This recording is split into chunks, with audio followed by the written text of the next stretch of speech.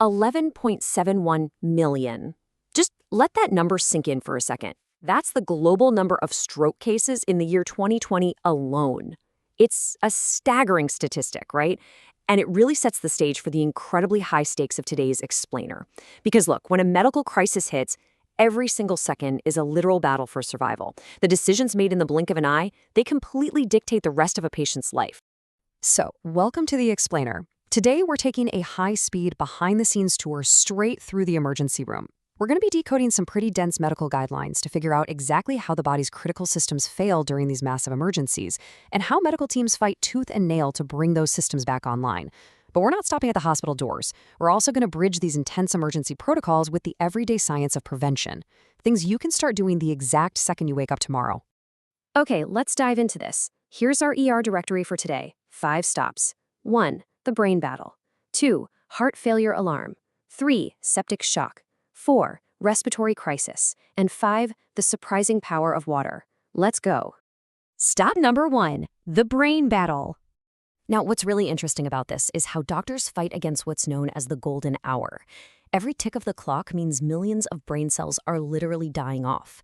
To save them, doctors have to figure out which of 2 main villains they're dealing with. On the left, you've got ischemic strokes. Think of this like a clogged pipe. A clot blocks the vessel, starving the tissue of oxygen. Doctors have to rush in with specialized clot-busting treatments to get the flow going again. And statistically, this accounts for the vast majority of cases. Now, on the right, we have hemorrhagic strokes. This is basically a ruptured pipe.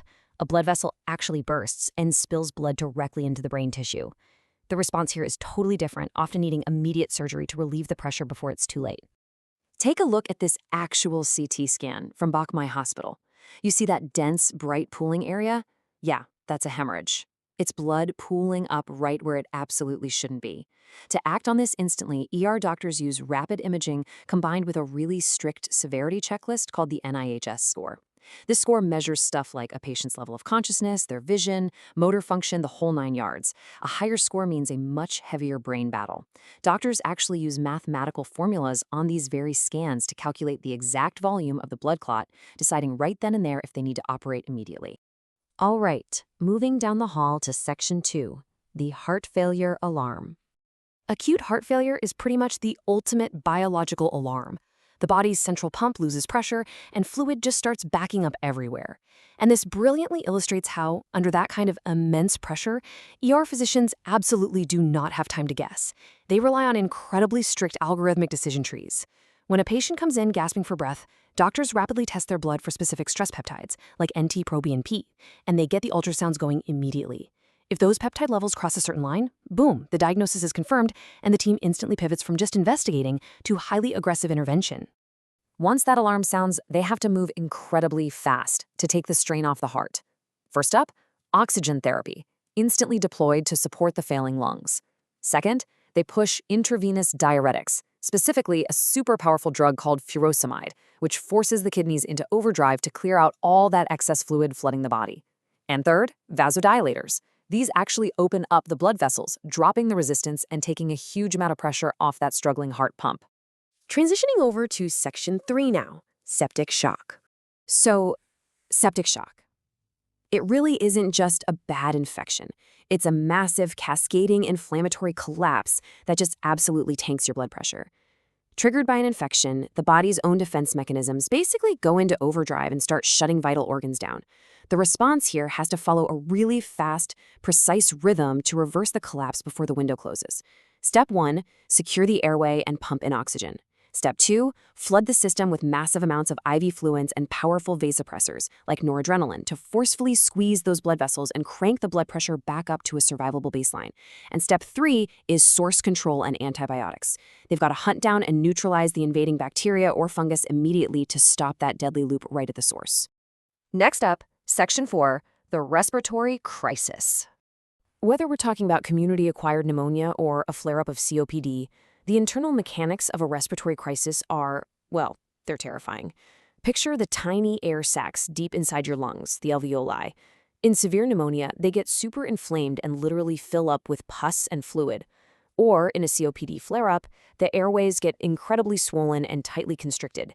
In either scenario, your body's vital supply of oxygen is brutally cut off from the bloodstream.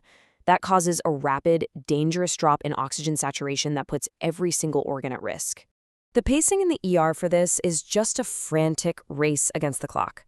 At T-0 minutes, the second they arrive, doctors check those blood oxygen levels.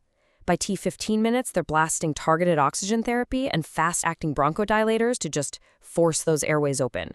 Then, by T-60 minutes, they bring in the heavy hitters. Intravenous corticosteroids to slash that dangerous lung inflammation, plus targeted antibiotics if there's a bacterial infection. It's a very systematic, sequential fight to get those lungs working again. Let's move to our final stop, Section 5, the power of prevention. So we've seen all the high-tech, high-stress interventions inside the ER. Now let's step outside the hospital. The official medical texts give us a really clear baseline for prevention. Meticulously control your blood pressure, absolutely quit smoking because you have to protect your vessels, aggressively manage diabetes, and get those flu and pneumococcal vaccines to fend off respiratory infections. Those are your foundational shields. But there's actually a surprising, almost unbelievably simple twist from cardiovascular research that goes way beyond the standard clinical advice. I want you to honestly think about this for a second. What is the absolute simplest way to protect your blood vessels every single morning? I'm talking no prescription, no doctor's visit, and it takes maybe 30 seconds to do. Any guesses? Check out this insight from recent health research. Quote, blood is at its thickest in the morning when we awake, a leading reason why strokes and heart attacks disproportionately occur in the morning. Now that is a massive aha moment. Think about it. While you sleep, you're obviously not drinking anything, so your body naturally dehydrates. That lack of water physically changes your blood. It turns it thick, viscous, and makes clots way, way more likely to form. So the crucial point here is hydration. That's specifically the timing of it. The baseline formula is drinking at least 1 cup of water for every 20 pounds of body weight daily. But here's the real trick. Skip that immediate morning cup of coffee. Seriously, coffee actually acts as a diuretic and temporarily thickens your blood even more. Replace it with a big glass or two of pure water right when you wake up. It rapidly restores your hydration, thins out that viscous blood, and research suggests this one simple habit can potentially cut your risk of a fatal stroke in half. Now, before we wrap up, there is a very vital safety caveat we need to call out from the medical data. While water is an amazing preventative tool, you must never, ever drink water at the immediate onset of a stroke. If you or someone you're with is actively showing stroke symptoms, offering them water is incredibly dangerous. See, stroke victims often lose their swallowing reflex, which means a huge risk of choking or aspirating that water directly into their lungs. On top of that, if they need emergency surgery for a brain hemorrhage, having water in the stomach severely complicates the anesthesia.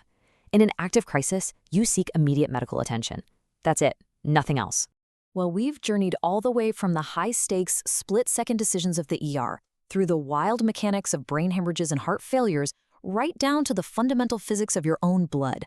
Knowing that a simple glass of water can cut your stroke risk in half just by thinning your blood out after a long night's sleep, what's your very first drink going to be tomorrow morning?